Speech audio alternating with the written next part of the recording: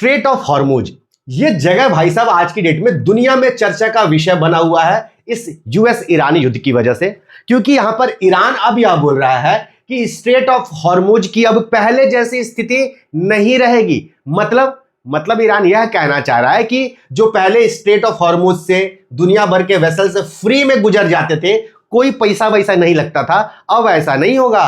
अब तो भाई हम यहां पर पैसा वसूलेंगे। कैसा पैसा वसूलेंगे? ट्रांजिट फी के नाम पर भाई हमारे यहां पर नेवी के लोग खड़े रहेंगे और हम यहां से पैसा वसूलेंगे। ऐसा ईरान अब क्लियर कट बोल रहा है, जबकि यूएस यह बोल रहा है कि ना ना तुम ऐसा नहीं कर सकते हो। ये जो सीज फायर हुआ है ये इसी शर्त पे हमने सीज फायर के लिए माना है कि तुम सबसे पहले स्ट्रेट ऑफ हॉर्मुज को एकदम खुल्लम खुल्ला छोड़ दोगे, कोई पैसा वैसा नहीं वसूलोगे। लेकिन ईरान इसके लिए तैयार नहीं है और खबरें तो यहां तक है कि ईरान इस पैसे को क्रिप्टो करेंसी में वसूलेगा। कितना वसूलेगा? लगभग पर बैरल $1 यहां पर ईरान पैसा वसूलेगा। ऐसे अभी खबरें आ रही, कितना वसूलेगा किसी को कंफर्म है नहीं, लेकिन ईरान ये बोल रहा है कि पहले जैसी स्थिति नहीं रहेगी, हम पैसा तो वसूलेंगे ही वसूलेंगे। सवाल यह उठता है कि क्या यह जायज है? ऐसा कोई देश कर सकता है क्या कि कहीं से भी पैसा वसूल ले? जबकि ये इंटरनेशनल रूट है, दुनिया भर में जितने क्रूड ऑयल की सप्लाई होती है 20% इसी रूट से होती है। एलएनजी हो गया, एलपीजी हो गया, फर्टिलाइजर हो गया, पता नहीं क्या क्या सप्लाई होता है इस रूट से।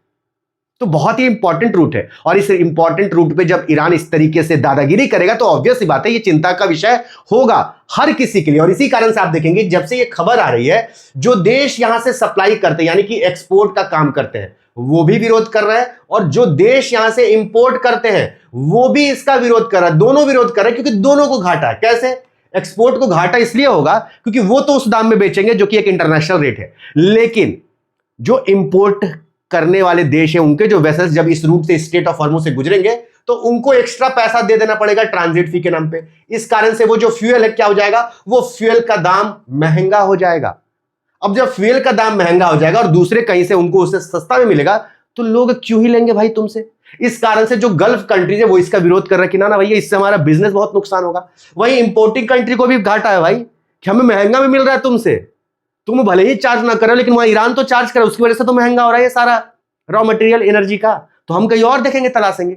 और दूसरा देश कहीं सस्ता देने लगा, जैसे कि यूएस को ही ले लीजिए, रसिया सस्ता दे ही रहा है और रसिया पे से सैंक्शन हटा रहा और तेल वहां से लोग खरीदेंगे ही, तो फिर तो एनर्जी सोर्स और डाइवर्स होगा भाई, लोग उधर से खरीदने लगेंगे। तो इस कारण से ये चिंता का विषय बन गया भाई हर किसी के लिए कि ये चीज सही नहीं है। अब सवाल ये उठता है कि क्या ऐसा कर सकता है क्या ईरान, ये दादागिरी? और इंटरनेशनल लॉ इसके लिए कुछ है कि नहीं है? बिल्कुल है इंटरनेशनल लॉ। चलिए उसके बारे में विस्तार से डिस्कस करते हैं। अब जैसे कि स्ट्रेट ऑफ हॉर्मुज हो गया, उसी तरीके से सुएज कनाल है, उसी तरीके से पनामा कनाल है। क्या है सबका चक्कर जरा चलिए समझते, क्योंकि कुछ जगहों से फीस वसूला जाता है। जबकि सुएज कनाल हो गया यहां से फीस वसूला जाता है भाई, पनामा कनाल से फीस वसूला जाता है, तो फिर स्ट्रेट ऑफ हॉर्मुज से क्यों नहीं वसूला जा सकती? ये भी तो सवाल उठ रहा है। ईरान ये भी तो सोच रहा होगा। तो चलिए इन सारे सवालों का आप जवाब जानिए। सबसे पहले देखिए सुएज कनाल कहां पर है। जैसे कि ये सुएज कनाल, ये रेड सी हो गया, आप सबको पता है, और ये हो गया आपको स्ट्रेट ऑफ हॉर्मुज, ये हो गया रेड सी, और यहां से रेड सी से इसको यहां से जोड़ता है ये सुएज कनाल। ठीक है, समझ रहे हैं? ये सुएज कनाल इन दोनों को जोड़ रहा है, यहां पर जोड़ने का काम कर रहा है, मेडिटेरेनियन सी को और रेड सी को। यहां पर सुएज कनाल, ये देखिए ये इजिप्ट है, ये भी इजिप्ट है, और इनसे बीच से बिल्कुल ये सुएज कनाल यहां पे बना हुआ है। समझ रहे हैं आप लोग? अब ये जो सुएज कनाल बना हुआ है ना, ये नेचुरल नहीं बना हुआ है, ये पहले से अपने आप नहीं बना था भाई। ये कनाल है, इसको खोद खोद कर आदमी नहीं बनाया है, इन्होंने ही बनाया है खोद खोद कर। अब जब ये खुद खोद खोद कर बनाया है, उस जगह को एक अच्छा कनाल डेवलप कर दिया ताकि जो ट्रेड रूट है वो यहां से बढ़िया हो सके। क्योंकि पहले अगर ट्रेड करना रहता तो ऐसे घूम कर जाना पड़ता था, काफी ज्यादा लंबा किलोमीटर का डिस्टेंस था। 19,800, जब से ये सुएज कनाल बना 11,600 किलोमीटर में हम यहां पर पहुंच जा रहे हैं। समझ रहे हैं आप लोग? तो हमें फायदा मिल रहा है इसका, और ये ऐसे इसलिए फायदा मिल रहा है क्योंकि नेचुरल नहीं, ये भाई सोच समझ के बनाया गया है, पैसा लगा है यहां पर इनका। समझ रहे हैं आप लोग? तो जब सोच समझ के बनाया गया है, पैसा लगा है, तो पैसा तो वसूलेंगे ना, क्योंकि ये नेचुरल नहीं है, ये मैन मेड है। तो जो मैन मेड कनाल्स वगैरह होते हैं ना, वहां पर आप पैसा वसूल सकते हैं, क्योंकि उसके बनाने में खर्च हुआ है, उसके मेंटेनेंस में खर्च होता है भाई, सब कुछ देखना पड़ता है, सर्विसिंग चार्जेस बहुत कुछ होते हैं। तो इस कारण से वो पैसा वसूल सकते हैं जो भी देश उसको बनाए हो, कोई बड़ी बात नहीं है, वो अलाउड है। लेकिन जो नेचुरल है, जैसे कि ये स्ट्रेट ऑफ हॉर्मुज, ये ईरान ने खुद थोड़ी बनाया कि यहां पर ये दोनों बिल्कुल सटे हुए थे तो ईरान ने एक जगह खोद दी, ये 34 किलोमीटर चौड़ा एक जगह खोद दिया, उसके बाद यहां से एक जगह बन गया। ये दोनों पहले अलग थोड़ी थे, ये पहले से ही नेचुरली ऐसा, इसी कारण से ये स्ट्रेट है। और आप ऐसे जो नेचुरल रूट होते हैं उसमें आप पैसा नहीं वसूल सकते हैं, क्योंकि आप वहां पे कुछ कर नहीं रहे हैं। समझ रहे हैं आप? तो ये जो इंटरनेशनल लॉ है वो क्या कहता है, UNCLOS यानी कि united nations convention on the law of the sea, ये क्या करता है, ये इंटरनेशनल सी लॉ को मॉनिटर करने का, बनाने का काम करता है। इसका यह कहना है कि भाई अगर कोई नेचुरल स्ट्रेट है तो वहां से आप पैसा नहीं वसूल सकते हो, लेकिन अगर कोई मैन मेड कनाल है तो फिर वहां से आप पैसा वसूल सकते हो। क्यों वसूल सकते हो?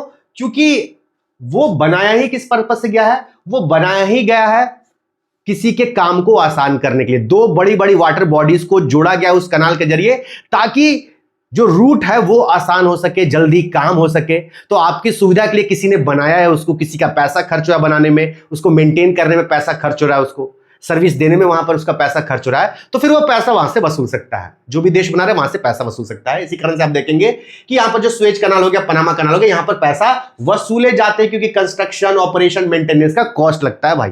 और कोई फ्री में तो आपको देगा नहीं। कोई रेड सी और मेडिटेरेनियन सी को जोड़ दिया स्वेज कनाल से, तो पैसा वसूलेगा ना भाई। इसलिए वसूलेगा क्योंकि आप देखिए इतना बड़ा रूट से पहले आपको घूम के जाना पड़ता भाई। ये इतना बड़ा रूट है, इतना बड़ा रूट से घूम के आपको जाना पड़ता 19,800 किलोमीटर। अब आपको केवल 11,600 किलोमीटर में आप तय करेंगे। आपके समय भी बचेगा, आपका पैसा भी वसूलेगा, पैसा भी बचेगा। तो क्यों नहीं वो वसूले जब आपके लिए वो काम आसान कर रहा है।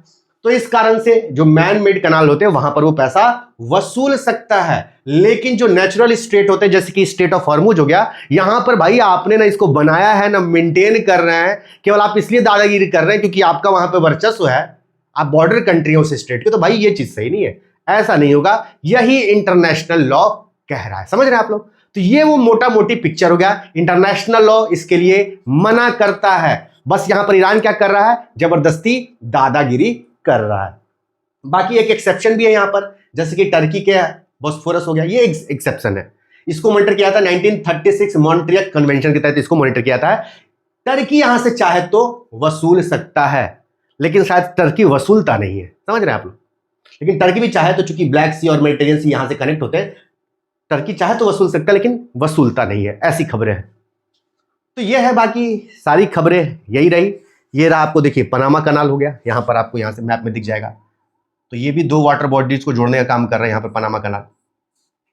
तो ये भी मेन मेड है, तो यहां से वसूला जाता है पैसा। बाकी आपका क्या कहना है, क्या ईरान की दादागिरी चल पाएगी, दुनिया चलने देगी, या फिर लास्टली उसको सरेंडर कर जाना पड़ेगा और वो पैसा नहीं वसूलेगा?